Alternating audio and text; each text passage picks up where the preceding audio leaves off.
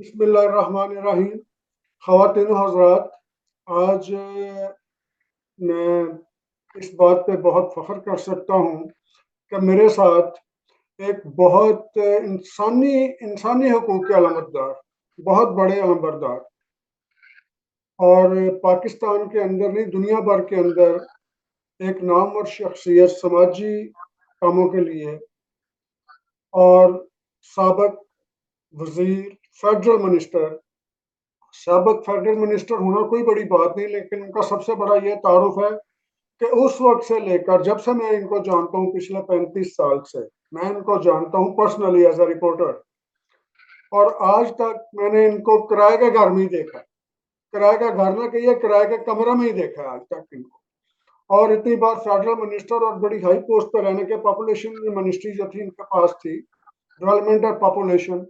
तो मेरे साथ है जनाब जय सालिक। जय सालिक साहब, अस्सलाम वालेकुम। जी राना साहब, बिल्कुल ठीक ठाक। आप खुश हैं? अल्लाह का शुक्र है, अल्लाह का शुक्र है। सालिक साहब, आप जैसे लोग पाकिस्तान का सरमाया हैं, और ख़ास तौर पर मैं इनका बिल्कुल। ये तारफ़ करवाऊँ कि ये बानी है या वर्ल्ड माइनॉरिटी अलायंस, क्यों जी, मैंने सही कहा है? उसके आप बानी जी हैं। जी। और इसके लिए इनकी बहुत सारी है। एक और चीज़ बताऊं कि ये नॉमिनी भी रहे हैं। मोहतरमा बेनज़ीर भुट्टो ने अपने दौर में इनको नॉमिनेट किया था पाकिस्तान की तरफ से नोबेल प्राइज़ के लिए, और ये नॉमिनी है। और ये बहुत बड़ा एजाज़ है कि कोई मुल्क किसी को, अपने किसी आदमी को, अपने किसी सोशल वर्कर को या अपने किसी भी ऐसी पर्सनैलिटी को नॉमिनेट करे। तो जय सालक साहब, क्या हाल है आपके? बिल्कुल ठीक ठाक है सर, बिल्कुल। 5 साल पहले मैं आपसे मिला था, उस वक्त तो बाल काले थे, सफेद कर लिए आपने। जी, आप जब जंग में हुआ करते थे। हाँ, जंग में ही कह लें, जंग ग्रुप में होता था जब मैं दी न्यूज में जी, उस वक्त की मुझे बात सर, है। आप मैं जी 79 में पहली दफा काउंसलर बना। जी और उस वक्त मैं मार्शल एडमिनिस्ट्रेटर ने एक ऑर्डिनेंस जारी किया था कि कोई काउंसलर जो है ना प्रेस कॉन्फ्रेंस करते हैं, ना ना कोई यानी आर्मी के खिलाफ यानी मार्शल लॉ के खिलाफ कोई मूवमेंट नहीं कर सकते। तो मैंने सबसे पहला काउंसलर था जो पाकिस्तान में तकरीबन 10,000 12,000 काउंसलर थे, उनमें से मैं पहला वाहद लाहौर का काउंसलर था जो मैंने रिजाइन किया कि हम जबानबंदी के खिलाफ अपना रिजाइन देते हैं और हम जबान नहीं बंद कर सकते। मेरे रिजाइन देने के बाद लाहौर से ऐसा ऐसा 1 2 3 4 12 काउंसलर ने रिजाइन किया। आखिर जियाउल हक का अपना ऑर्डिनेंस वापस लेना पड़ा। तो मार्शल लॉ के दौर में मैं 7 दफा जेल जाने का मौका मिला। और फिर मैं 83 में फिर काउंसलर बना, फिर मैंने मार्शल लॉ के खिलाफ रिजाइन किया। और फिर उसके बाद 88 में खुदा का शुक्र है फिर मैं पाकिस्तान में 33,000 पोलिंग स्टेशन से इलेक्शन लड़ा। और यानी उस वक्त के चीफ जस्टिस नुसरत अली जो थे, यानी यानी वो यानी उन्होंने टोटल में गलती करके यानी 26 वोटों से फिर मैं उनको दिखाया कि जनाब ये आपका टोटल ही गलत है। मेरे तो 2,000 कुछ आपका ज्यादा हिसाब ही गलत था, या हिसाब गलत था, या नीयत गलत थी? जी। जज साहब का हिसाब गलत था या उनकी नीयत गलत थी? नहीं, 26 वोटों में। वो करप्ट लोग हैं सारे। इलेक्शन कमीशन ने बेड़ा गर्क किया है पाकिस्तान की तारीख में। अगर डेमोक्रेसी को जितना नुकसान इलेक्शन कमीशन ने पहुंचाया है, और आज तक वही सेम है। कितने घर तबाह किए, कितना पाकिस्तान को नुकसान पहुंचाया। ये सब फ्रॉड इलेक्शन है। पाकिस्तान की तारीख में फ्रॉड। अब क्या फ्रॉड है? अब जो इलेक्शन हो रहा है इसमें 70 निश्चित बगैर बैलेट पेपर के हैं, यानी 70 निश्चितें। जबकि आर्टिकल 26 के तहत कोई असेंबली का मेंबर बगैर सीक्रेट बैलेट पेपर के बगैर असेंबली में नहीं जा सकता। तो 60 खवातीन की और 10 अकलियत की, यानी ये बगैर बैलेट पेपर के जारी हैं। ये सारा टोटल फ्रॉड है। जी सालिक साहब, मैं आपकी बात को साथ एक चीज और मैं याद दिलाना चाहता हूँ।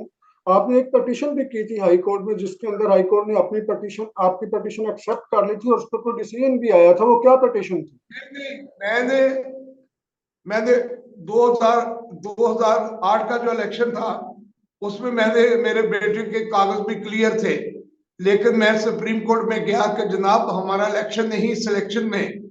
तो उन्होंने इलेक्शन के बाद की डेट दे दी। मैंने कहा जस्टिस साहब को, उस वक्त शेख रियाज साहब थे, मैंने कहा जनाब आपसे मुझे कोई कोर्ट में, सुप्रीम कोर्ट में खड़े होकर मैंने कहा जनाब जस्टिस साहब मुझे मेरी पिटीशन वापस कर दे, क्योंकि मुझे आपसे उम्मीद नहीं है इंसाफ की।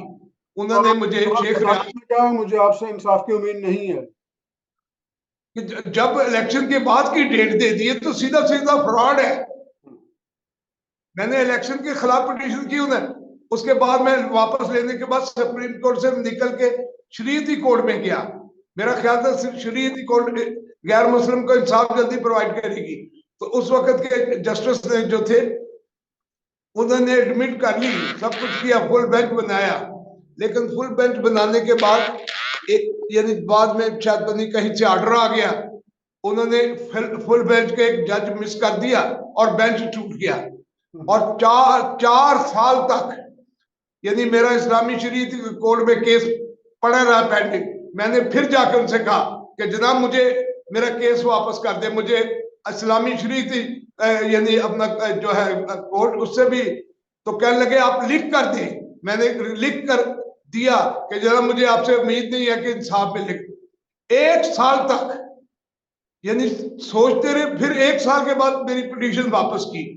फिर उसके बाद अपना चौधरी जस्टिस इफ्तिखार ने यानी कब वक्त आया तो उन्होंने कहा कि जो जो दरखास्त यानी अपना ये जो 18वीं तरमीम हुई थी उसके खिलाफ देना चाहते हैं तो वो दे। मैंने 2010 में दिया तो 2015 में फैसला आया जी, उसमें मेरे हक में आया, लेकिन अभी तक इम्प्लीमेंट नहीं हुआ। बदनसीबी देखे मुल्क की। क्या आया हक में, ये तो बता दें जरा, मुख्तसर सा बताएं। टाइम की कमी का आपको भी पता है, जरा मुख्तसर सा बताएं फैसला आया क्या था, क्या फैसला है कि क्या किया हक में आया कि उन्होंने कहा कि आपका केस जो है हम रेफर करते हैं पार्लियामेंट को, और पार्लियामेंट ने अभी तक कोई फैसला नहीं दिया।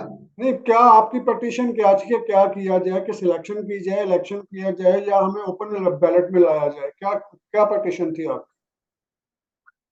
मेरी पिटीशन ये थी कि यानी हमें यानी ये हमारा बैलेट पेपर जो है लड़ने का, हमें इलेक्शन लड़ने का हक दिया जाए। ओपन लेकिन उन्होंने को लिखा, लेकिन कोई फैसला, पार्लियामेंट बिल्कुल यानी डमी पार्लियामेंट है। सादिक साहब, यानी ये बातें तो होती रहेंगी, आपकी बहुत बड़ी स्ट्रगल है, बहुत पीपल्स पार्टी की हुकूमत में आए, चाहे नवाज शरीफ की हुकूमत आई है, चाहे इमरान खान की आई है, ये सारी गैर जमहूरी है। सारी गैर, इमरान खान तक सब गैर जमहूरी है। तो कोई एक तो जमहूरी हुकूमत होगी, वो तो होगी ना जिसका बिल्कुल ये जमहूरियत के अलबे भी नहीं जानते ये उस, सब। उस हुकूमत के बारे में आप क्या कहते हैं जिस हुकूमत के अंदर आप फेडरल मिनिस्टर थे? मैं फेडरल मिनिस्टर होता इलेक्ट होकर आया था, मैं इलेक्ट होकर आया था फेडरल मिनिस्टर, और मैंने 33,000 पोलिंग स्टेशन से इलेक्शन जीत कर आया था। और मैं यानी मैं क्वेश्चन है कि वो हुकूमत जमहूरी थी। है जी, लेकिन बदनसीबी के ये जमहूरियत को जानते तक नहीं है। अच्छा जयसालक साहब, मुझे ये बताएं, आपके बहुत ज्यादा वो बहुत बहुत से लोग मद्दाह हैं, आपका वे ऑफ प्रोटेस्ट हमेशा यूनिक रहा है, हमें आपका वे ऑफ प्रोटेस्ट हमेशा यूनिक रहा है और बड़ा सिंबॉलिक रहा है। कभी आप नंगे पांव एहतजाज करते हैं, कभी पिंजरे में बंद होके करते हैं, कभी ऊंट सवारी पे होके करते हैं, कभी कुली के कपड़े पहन के करते हैं, कभी बोरी बोरी के कपड़े सर पहन मैं के इनको करते शर्म हैं। दिलाना चाहता हूँ, जी। मैं शर्म दिलाना चाहता हूँ इनको, जमहूरियत के मामों को। हम्म। ये मैं एहतजाज करता हूँ, अगर सर में राख डालता हूँ तो मैं महसूस करता हूँ कि मट्टी अपनी धरती माता को मैं अपने सर पर डालता हूँ ताकि इनको कुछ शर्म आए। इन्होंने लूटा है मुल्क को, सारी पार्टियों ने लूटा है सर, सब लुटेरे हैं। वही है, कभी उस पग में कभी उस पग में घुंघरू की तरह बजता ही रहा। ये सब यानी वो, इनसे जब तक आपने मुल्क को बचाना है तो इनसे दौलत छीन लो, चाहे कोई ऑर्डिनेंस के जरिए कोई कौन करेगा मुझे नहीं पता, कोई मूसा आएगा और फिर यदि कायदे ने सारी जायदाद पाकिस्तान को दे दी, लेकिन इन लुटेरों ने लूट लिया मुल्क को। सारी पार्टियों का यही हाल है। नहीं, कोई तो ठीक होगा पार्टियों के अलावा। आप ठीक नहीं है, अच्छा, दिखा दे सालक किस साहब बंदे का पहली बात पुत्र है, मेरे जहन में और मेरे शायद व्यूअर्स के जहन में भी ये आता होगा शायद आप फिर नहीं आर्मी या सर, एक एस्टेब्लिशमेंट ही को है, सपोर्ट कर रहे हैं। एक ही है। वो बंदा 25-30 करोड़ रुपया खर्च करके आएगा, हम्म। आप क्या समझते हो ठीक होगा? नहीं, जो मेरा क्वेश्चन है वो शायद आपने नहीं सुना, कि इसका मतलब कहीं ये ना ले लिया जाए कि आप एस्टेब्लिशमेंट को सपोर्ट कर रहे हैं या मिलिट्री को सपोर्ट कर रहे हैं या मिलिट्री रूल को सपोर्ट कर रहे हम किसी को सपोर्ट नहीं कर रहे, मैं पाकिस्तान को सपोर्ट कर रहा हूँ। हैं। तो किसी एक फर्द की तो हुकूमत ठीक होगी ना इनसे कंपैरेटिवली, कभी ना किसी कभी।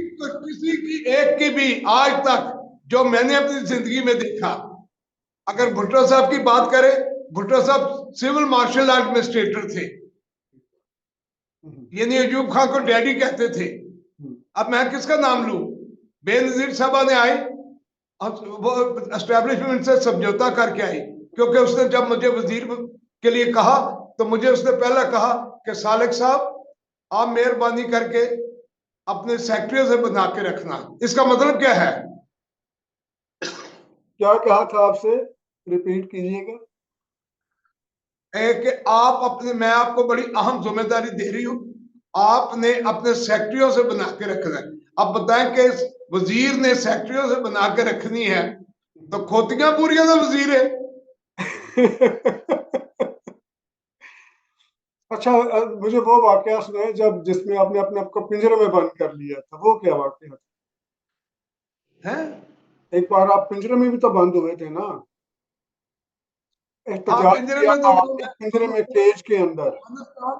इराक पर जब अमेरिका ने हमला करना था तो मैंने अपना अमेरिका के खिलाफ एहतजाज किया, कि अपनी बेबसी का इजहार किया कि मैं पिंजरे में रह के जी, यानी हम अपने आप को पिंजरे में हैं, अगर असि पिंजरे च खुले हुए तो ताड़े दंद तोड़ दिए। वो मैंने अपनी बेबसी का इजहार किया था कि इन मासूम बच्चों पर जुल्म ना करो, इराक पर और अफगानिस्तान पर। आज क्या, इराक भी तबाह हो गया, अफगानिस्तान भी तबाह हो गया ये वजह क्या कि आप अभी तक किराए के घर में क्यों रहते हैं? है।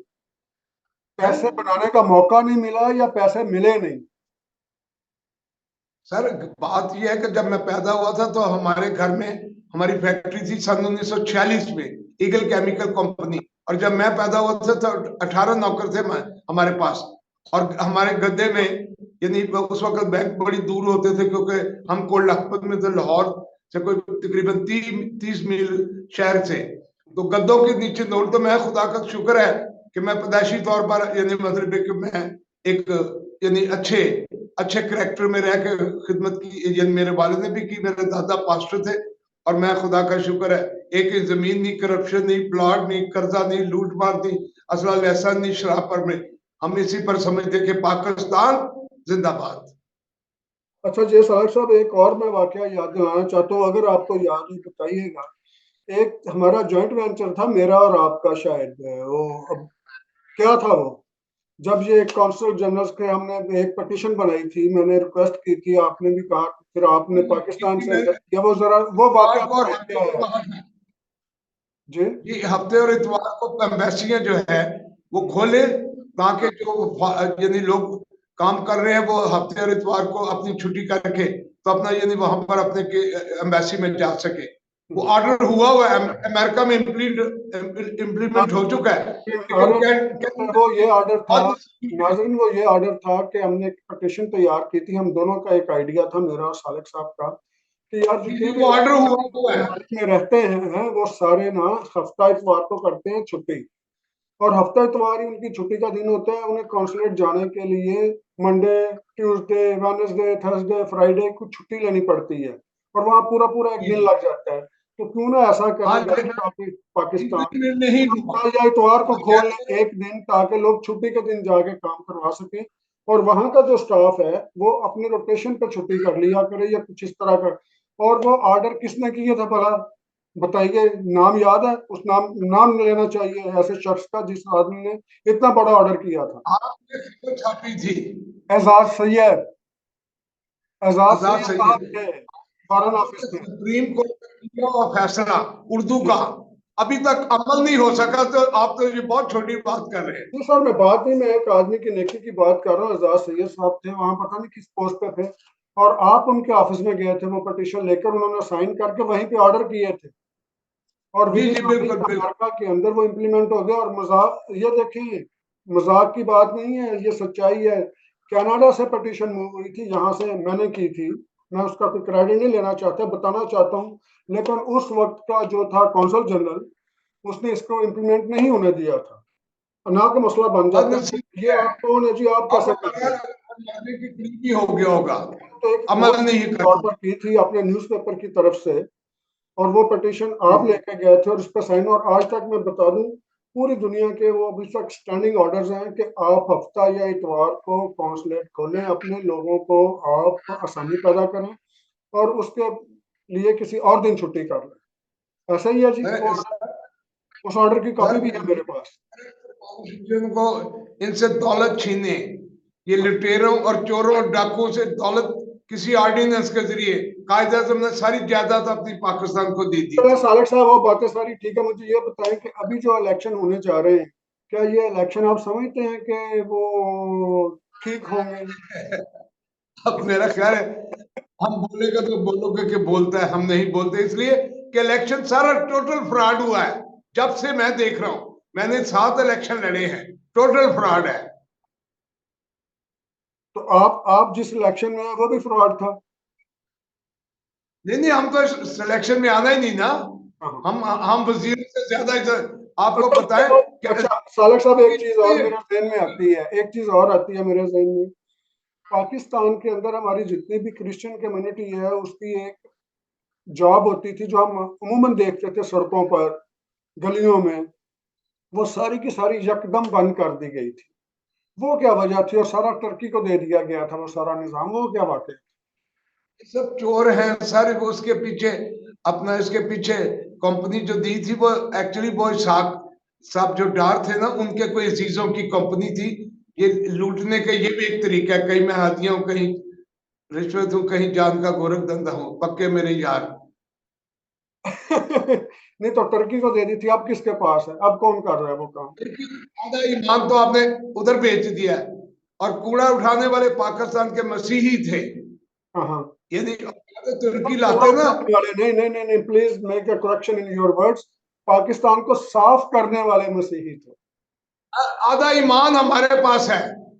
अच्छा। आपने बाकी ईमान तो दे दिया तुर्की को, तो आधा ईमान हम लिए फिरे, तब भी तो ईमानदार है। अच्छा, आधा ईमान आपके पास है। आपके पास है कोई नहीं। आधा ईमान तुर्की को दे दिया, बाकी हमारे पास आधा। अब आपके साथ मैं गाहे बगाहे मुलाकात करता रहूंगा। आप मुझे ये बताएं कि ये पीछे इतनी ज्यादा अखबारें लगा रखी हैं छत पर, ऊपर नीचे, जो मैं देख रहा हूँ कैमरे के अंदर, तो ये छत के ये ऊपर सारा भी है? रिकॉर्ड है। ये ये क्या? सारी 47 साल जो यानी प्रोटेस्ट किए, जो मैंने स्टेटमेंट दी, वो सारी वो है। नहीं, अपना काम आप ही देख के खुश होंगे रहते हो की वजह क्यों लगाया सारा कुछ? ना ना ना, हाँ। ये मैं हर आने वाले को दिखाता हूं कि शर्म करो, डूब मरो। अच्छा अच्छा, शर्म करो डूब मरो। और सारिक साहब, हाँ आपकी डूब मुलाकात जारी रहेगी। मुझे ये बताइए कि डूब मरो। मट्टी पाकिस्तानियों के मट्टी लिए, पानी की पाकिस्तानियों के लगता लिए कोई है। पैगाम तो दे दें, कोई पैगाम ही दे दो। बस एक ही पैगाम है, शीशे उत्ते तो दिल पई कंधा झाड़ी जाते हो। शीशे उत्ते तो दिल पई कंधा झाड़ी जाते हो, किन्ने बेहिम्मते हो। शिकवा करो मुकदरा ते उगण वाले उग जाते ने, सीना पाड़ के पत्थरा। पाकिस्तान जिंदाबाद। जिंदाबाद। बहुत शुक्रिया सालक साहब, आपसे फिर मुलाकात रहेगी। ओके, अल्लाह हाफ़िज़।